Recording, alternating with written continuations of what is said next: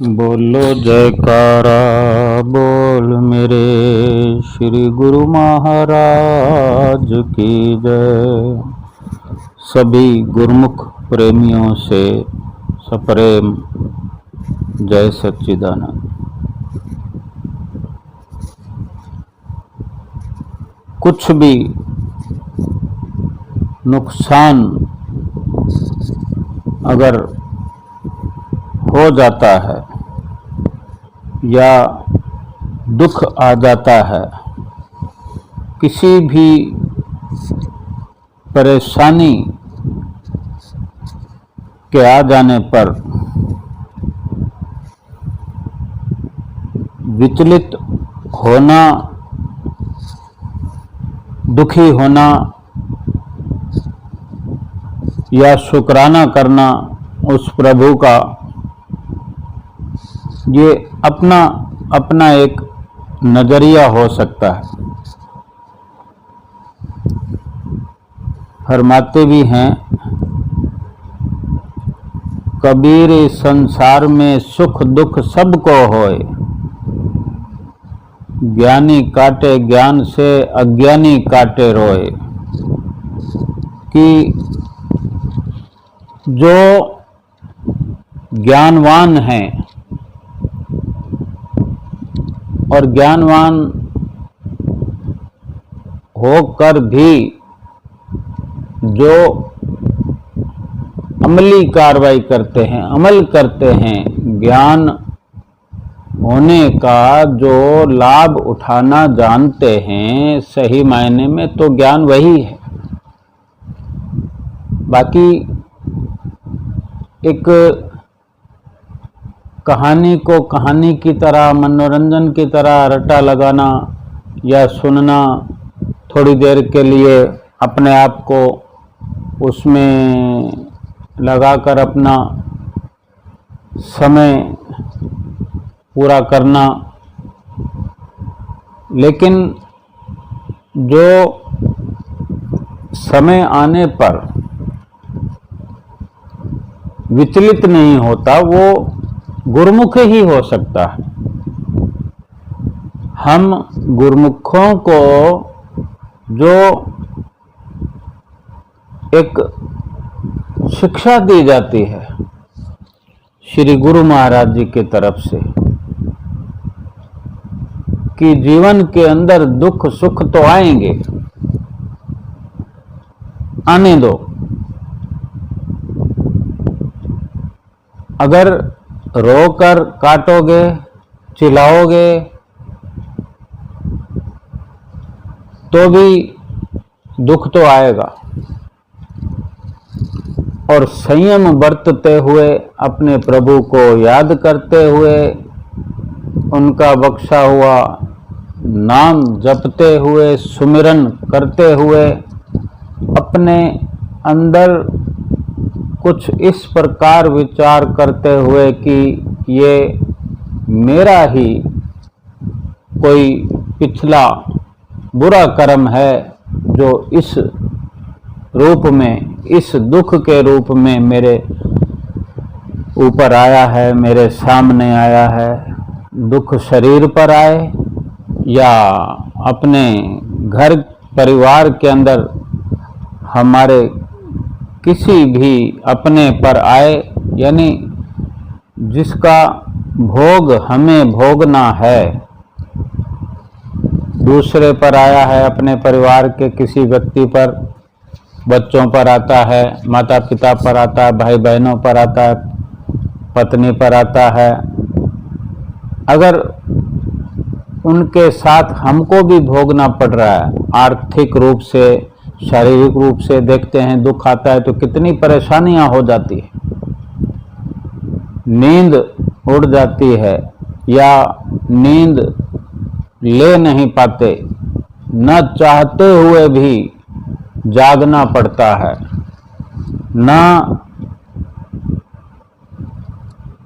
न चाहते हुए भी लगातार ऐसा परिश्रम करना पड़ता है जिससे कुछ लाभ नहीं होता, केवल तन मन धन से दुख ही उपजता है। लेकिन जो पिछला कर्म है, पिछले कर्म का जो दुख है, भोग है, वो पूरा करने से न जाने क्या हमसे कर्म हुआ जो इतना दुख भोगना पड़ा, और पूरा जीवन इसी प्रकार चलता रहता है। किसी न किसी प्रकार से दुख आता रहता है। कभी आर्थिक परेशानी आती है, कभी मानसिक परेशानी आती है, कभी शारीरिक परेशानी आती है। लेकिन जो गुरुमुख हैं, ज्ञानी हैं, अपने ज्ञान के दायरे में ज्ञान से, ज्ञान के द्वारा ज्ञान को सन्मुख रख करके उस दुख की घड़ी से बड़े आसानी से, सरलता से उबर जाते हैं, ऊपर उठ जाते हैं।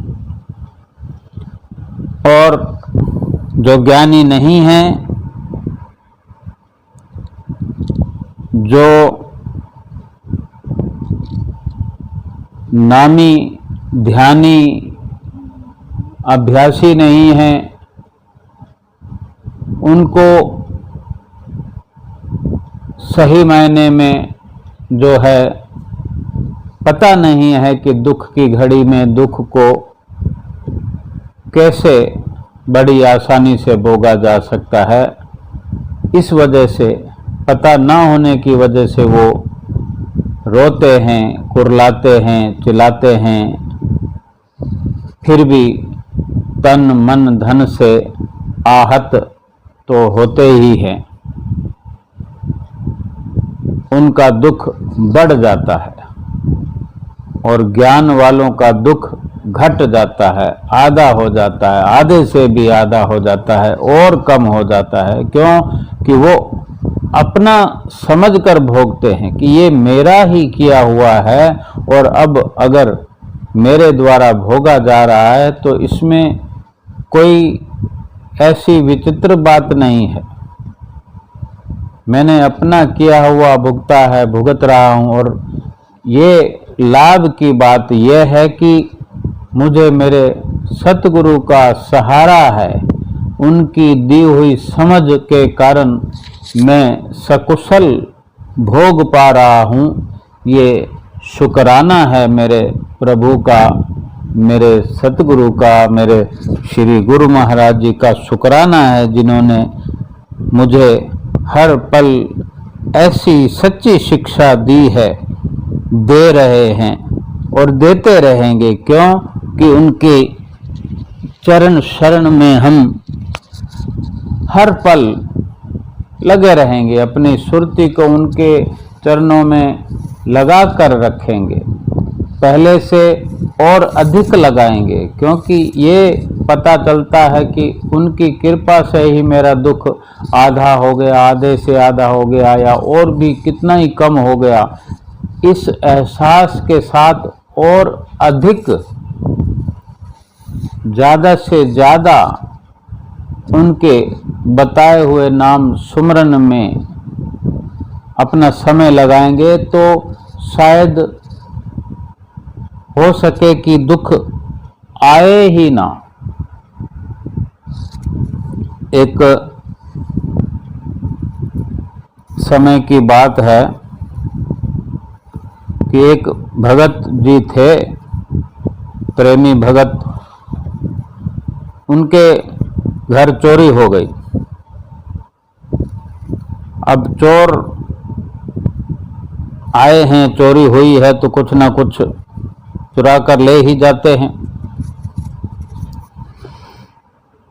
तो पूरे मोहल्ले में खबर पहुंचना जो है, ये तो सीधी बात है कि अगर कोई पूरे मोहल्ले में जाना पहचाना जाने वाला कोई बंदा है तो उसके साथ कुछ हुआ है तो धीरे धीरे खबर तो आग की तरह फैल जाती है, पूरे मोहल्ले में फैल गई। फिर मोहल्ले से जो गिने चुने लोग उनके मिलने वाले होते हैं वो तो अवश्य ही सांत्वना देने आते हैं, अफसोस करने आते हैं। सो उनके मिलने वालों ने आपस में सोचा कि भी इकट्ठे होकर भगत जी के घर चलते हैं। बहुत बुरा हुआ उनके साथ, सब मिलकर उनको जाकर थोड़ा अफसोस जाहिर करें, उनको दिलासा दें कि हम सब लोग आपके साथ हैं। और ऐसा होना भी चाहिए, अपने किसी मिलने वाले के साथ ऐसा हो, तहे दिल से उनके लिए भगवान से प्रार्थना करें, उनके साथ खड़े होकर उनको सांत्वना दें, हो सके जितनी मदद भी करें। तो सब लोग जो भी इकट्ठे हुए थे तो आए, भगत जी के पास पहुंच गए और कहने लगे, भगत जी हमें पता चला है कि आपके यहाँ चोरी हुई, चोर चोरी कर गए हैं, तो हम सबको ये सुनकर बड़ा दुख हुआ है, लेकिन आप फिक्र मत कीजिए। अब आगे वो क्या कहते हैं, इसमें बीच में ही भगत जी बोल पड़े,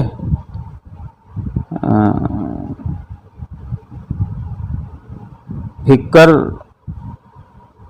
नहीं करता हूं, और क्या कहा कि फिक्र नहीं कर रहा हूं, मैं तो शुक्र कर रहा हूं। शुक्र है, शुक्र है, शुक्र है। तो वहाँ जितने लोग आए थे, कुछ पहले से भी खड़े थे, तो उनमें से एक आदमी ने थोड़ा आगे आकर कहा, भगत जी आप शुक्र शुक्र क्यों कह रहे हैं? तो फिर इस पर भगत जी ने कहा कि मैंने 3 बार शुक्र बोला है ना। पहला शुक्राना इसलिए किया है, शुक्र किया है कि किसी ने मेरी चोरी की है, मैंने किसी की चोरी नहीं की।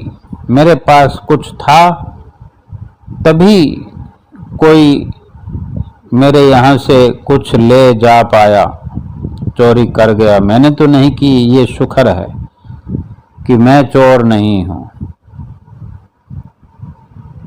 और दूसरी बार शुक्राना इसलिए कहा कि जो कुछ चोर नहीं लेकर गए, छोड़ गए हैं, वो भी तो ले जा सकते थे, लेकिन जो छोड़ गए हैं, जो बच गया है मेरे पास, उसके लिए दूसरी बार मैंने शुक्राना किया, उसका शुक्र है।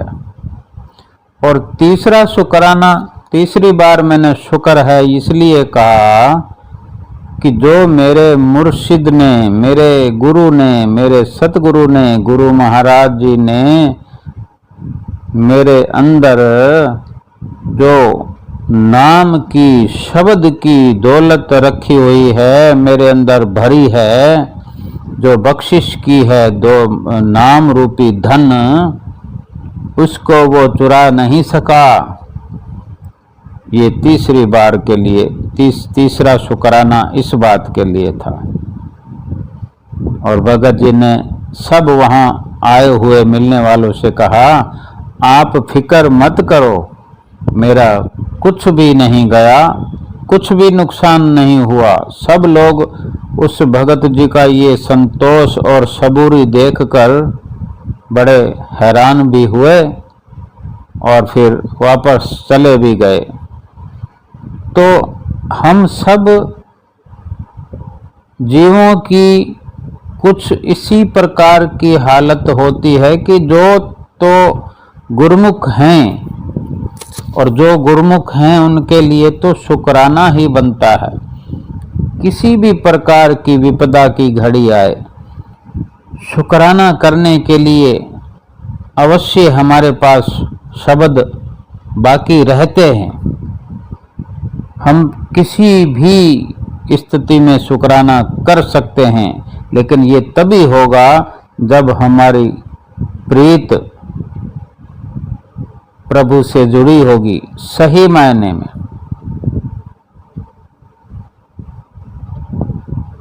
अगर हमारी प्रीत संसार से जुड़ी है, संसार से प्रीत जुड़ने पर शुक्राना जुबान पर नहीं आता,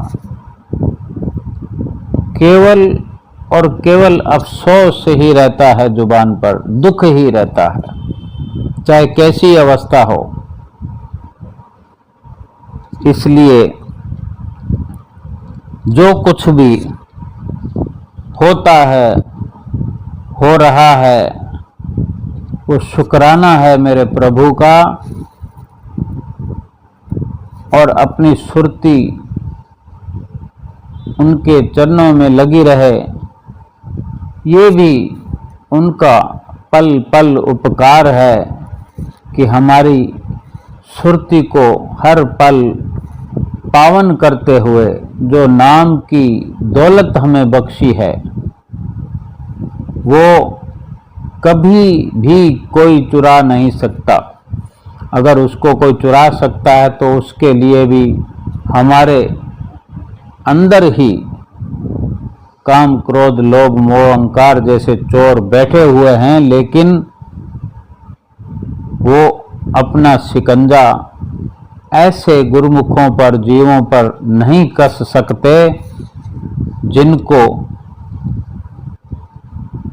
सतगुरु ने अपना सच्चा सहारा दिया हुआ है, नाम की ताकत बख्शी हुई है। और नाम को जो गुरुमुख जपते हैं, नाम को जपने वाले, सुमरन करने वाले गुरुमुख जीव कभी भी नुकसान में नहीं आ सकते। ना बाहर की दौलत का उनका खतरा रहता है, अगर वो चली भी गई है तो जैसे गई है उसी प्रकार वापस भी आ जाती है। ये सतगुरु का आशीर्वाद अपने गुरुमुखों पर, जीवों पर रहता है। लेकिन बड़ी बात यह है कि जो शुक्राना जुबां पर हर वक्त गुरुमुख प्रेमी गाते हैं, उसका कोई भी जवाब नहीं इस दुनिया में। बड़े आनंद से गुरुमुख प्रेमी संसार में जीवन व्यतीत करते हैं और बड़ी खुशी खुशी अपने जीवन की घड़ियों को व्यतीत करके परलोक में अपने सतगुरु के धाम पहुंच जाते हैं। बोलो जयकारा बोल मेरे श्री गुरु महाराज की जय।